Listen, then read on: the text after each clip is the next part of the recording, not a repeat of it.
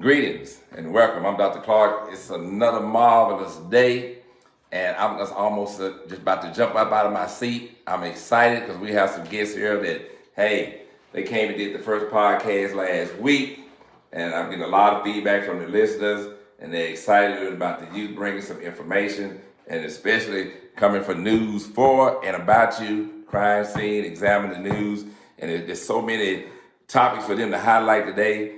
So we're going to turn it over to them. Just welcome to the For Me to You show. I know y'all are ready to give us some information because we've been waiting on it. And then we're going to make sure that we go out and get our own paper because you know what?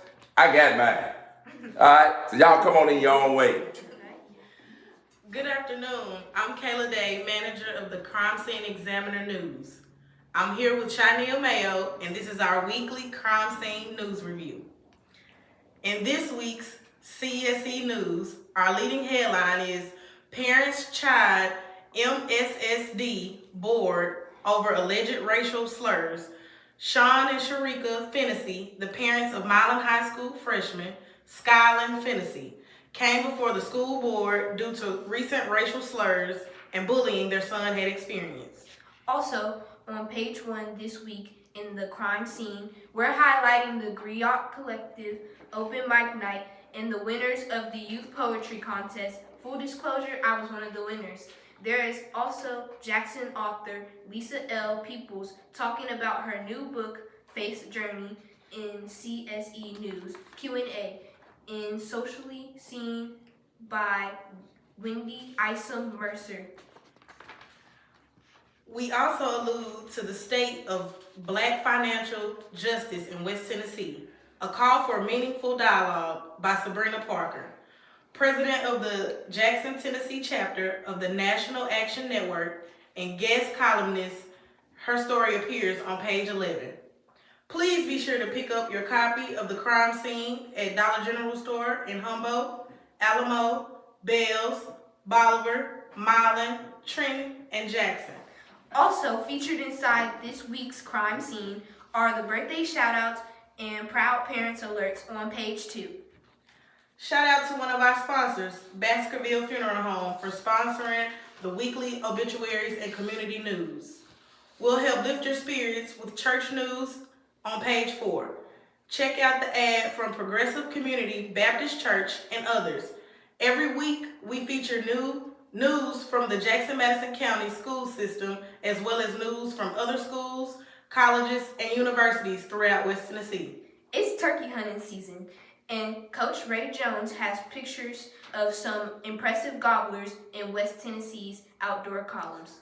It appears on page 6 along the sports news. Hey, y'all, let me ask you something. I'm following along here, and I'm hearing all this highlight, all this news and everything is going on around here. The turkey hunting season is open, and I'm noticing too, it's talking about the traffic spot of the week, Dan Morris, and you got Regina Brown and Christy Waller. Readers of the week, what do you have to do to get recognized as the reader of the week? Reader of the week, you just have to be a constant purchaser of our newspaper. So you just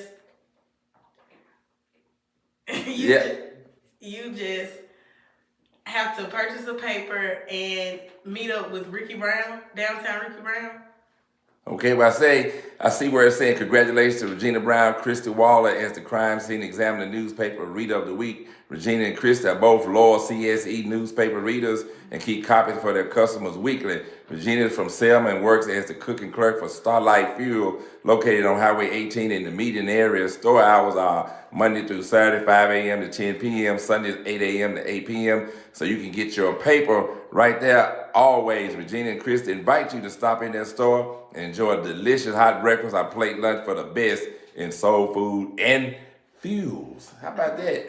Y'all keep on going. Just keep on going because you get me excited over here. Come on.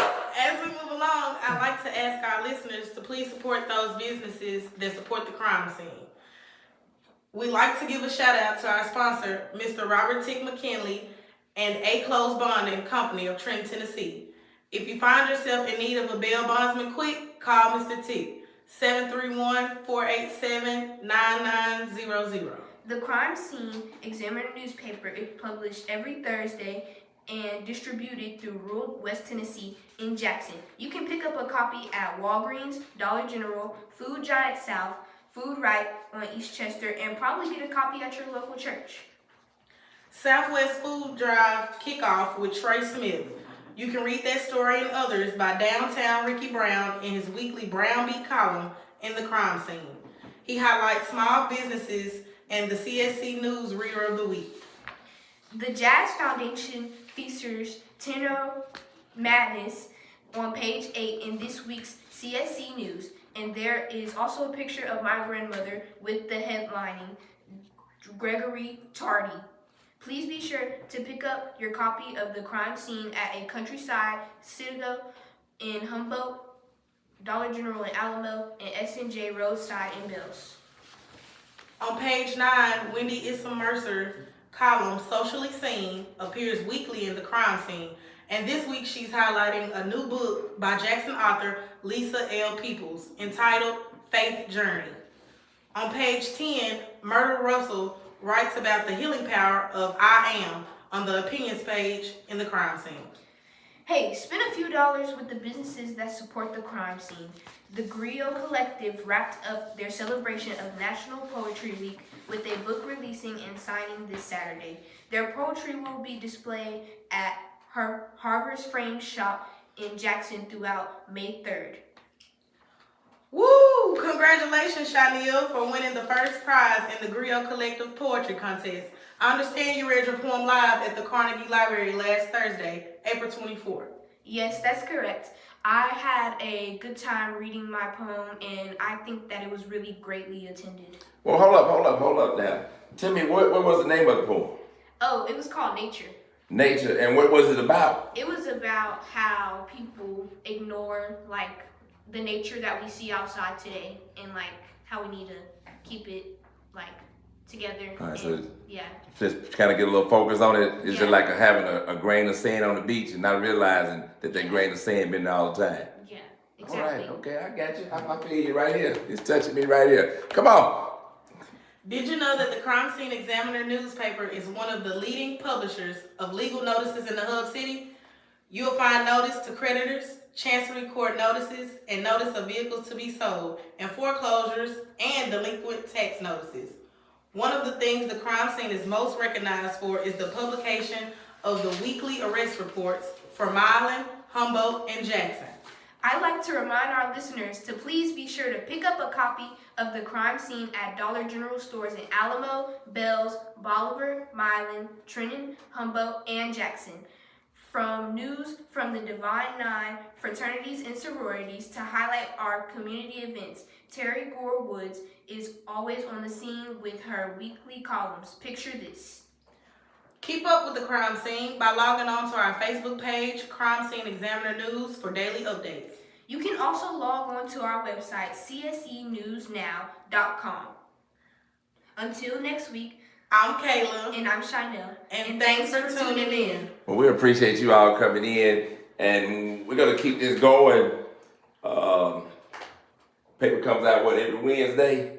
Yeah. Every Wednesday distribution, and Thursday it'll be It'll be out there. in Yeah. stores and everything. So I wake up in the morning, which I got mine a little bit beforehand because you all are here. As a matter of fact, the ink is still on it. I can smell.